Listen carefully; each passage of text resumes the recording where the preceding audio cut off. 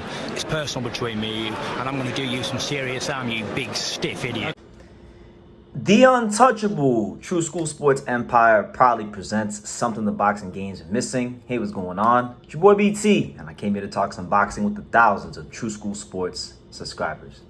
All right, so I wanted to discuss this because I feel like it's worth being discussed when it pertains to the 140-pound division, a division that I quite like. This is probably one of my favorite weight classes in boxing because we've got a lot of good fighters, a lot of depth, and yeah. So Elvis Rodriguez, he put on and got the biggest win of his career, passed the biggest test he's had in his career since he lost to Kenneth Sims in 2021 when he took on one of my favorite fighters in Victor the Iceman Postal, and he absolutely folded him up in 7 rounds, right? So he beats Postal.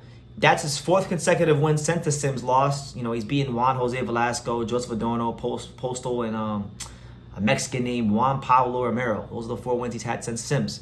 So he's doing a good job of rebuilding himself. And, you know, I'm a really big fan of fighters rebuilding themselves. I feel like if a fighter can rebuild themselves, that really tells you a lot about them, because with boxing, particularly in the social media era, being such a fickle sport, such a what have you done for me lately sport, more than any sport on earth, to have the mental fortitude to build yourself up after a loss, get back into title contention, it says a lot about you as a fighter. So I respect Elvis Rodriguez because he went from being, you know, one of Top Rank's brand new shiny prospects that, you know, was playing the guitar and knocking people out in the bubble, to being a flop, to being a guy that now PBC's picked up and they're rebuilding him and doing their own little reclamation project with him, right? So now that he's conquered Postal, a former champion, a respected name in the division, a respected name in the sport, the question becomes, what is next for Elvis Rodriguez? You know, he's a southpaw, can box a little bit, got punching power in both hands. You know, lots to like with Elvis Rodriguez, but he, you know, we saw with Sims, he can struggle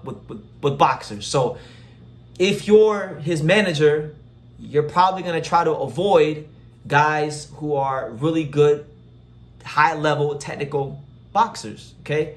So in knowing these things and understanding the landscape of the division, I'm looking at what matchups are realistic stylistically and politically, right?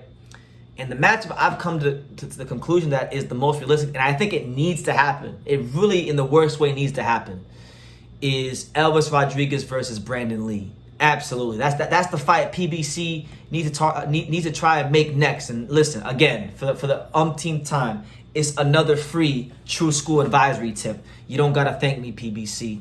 I'm just here for the sport of boxing, so you're welcome. But Brandun Lee versus Elvis Rodriguez would be a great fight. First and foremost, when you look at BoxRec, they're ranked in and around each other. Brandun Lee is ranked 17th. Elvis Rodriguez is ranked 13th.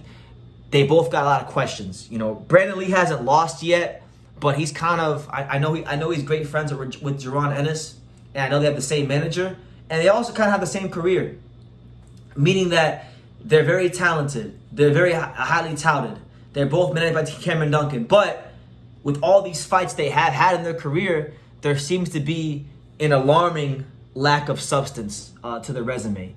Brandun Lee's beat some decent fighters, some okay fighters. Beat, you know, your Pedro Campas, your Will Maderas, your Zach Ochoas, your Juan Heraldez, you know, your Tsunami Samuel Tejas. But at some point in time, you got to sink or swim, brother. And it's about that time, I think, for him. Now, I don't think Elvis Rodriguez is too dramatic of a step up for Brandun Lee. I think stylistic, it could be a great fight for Brandun Lee because Elvis Rodriguez likes to fight in the high guard. I think Brandun Lee would have an advantage in athleticism and foot speed. I think Brandun Lee would also have an even advantage, quite possibly in the punching power department. And if not, if he doesn't, I don't think Elvis Rodriguez has like an amazing advantage over him punching power-wise. I think it's a good fight, and I think, you know, Brandun Lee needs that fight to really put him over in the division. And beating a guy like Rodriguez, who's only ever lost to Kenneth Sims, would really be an amazing win for him if he could get it right. Mind you, both these guys with PBC, so it's, you know, we don't got the whole Top Rank and side of the street dynamic. I like that fight. And then the great thing about it, right? The great thing about it is if you can make this fight happen, maybe you can the winner you can pluck your boy Gary Anton Russell off the shelf, and maybe the winner could fight him. And you have a little tournament of sorts. So that's kind of where I'm at with Elvis. Elvis, good fighter. Elvis, amazing fighter from mid-range. We know what he can do. We know he's dynamic. We know he beats you down and breaks you down. He's an attrition puncher, a guy that really makes his bones wearing you down and wearing you out. But then you got Brandun Lee, a guy that he's shown you at times. He can be vulnerable. We saw Will Madera drop his ass and knock him out. Or not knock him out, but knock him down, I should say.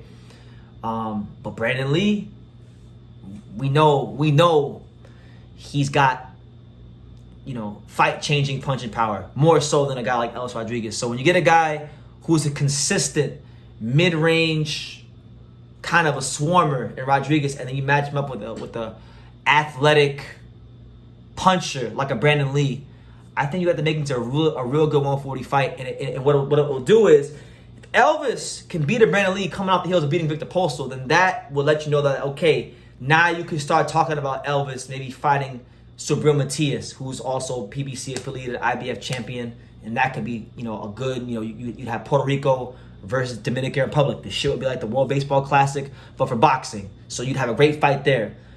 If Brandun Lee beats Elvis Rodriguez, then now you can begin to take Brandun Lee a little bit more serious as a title contender, because despite the fact that Brandun Lee's got 28 wins, and despite the fact that at this juncture in time that Brandun Lee, he's ranked number 11 by the WBC. He is not ranked by the WBA, he is not ranked by the IBF, and he is not ranked by the WBO. So Brandun Lee would have to be taken more serious as a title contender, and he wouldn't be looked at as like some middling fringe contender. I think a win against Elvis Rodriguez would, to a degree, change the narrative of things. So I like the fight stylistically. I like the fight for what it could do for both fighters, and I think it's a very easy fight to make. So I'm just true school advisory tip. I'm just spitballing here, being a boxing fan. I don't have any influence. I don't have no say. So I'm just a kid from Dania who has a boxing channel. It's the home of boxing, but it's not a boxing channel. I got a flamingo painting on my wall.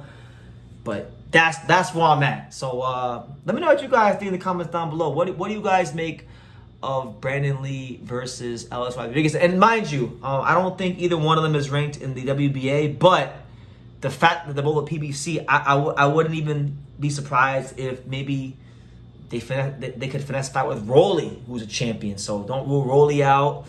And yeah, or maybe even Ryan Garcia. If Ryan Garcia continues to work with PBC, maybe that's a fight that could be worked out. Elvis versus Ryan, or Brandun Lee versus Ryan. So there's no shortage of options for the winner of that fight, but you gotta get the fight made. And I'll also throw in Shohan Ergashev, who I also like, who I just seen. That's another one. Maybe they want to fight Ergashev as well. So yeah, leave your comments down below. Who would you favor and why? To be honest, I can't really think about who I'd favor. It's a tough fight to pick, actually. So I have to think about it more. But yeah, let me know what you guys think in the comments down below. Make sure you guys take the time to subscribe. And like I say in every single one of these videos, you can love me or you can hate me, but I'm just a kid from Dania. So until next time, take care, guys. Thank you for watching another video on the Untouchable True School Sports Empire. We're here at the Hatanaka Boxing Gym in Nagoya, Japan. And for more great videos just like this one, make sure you guys click right here.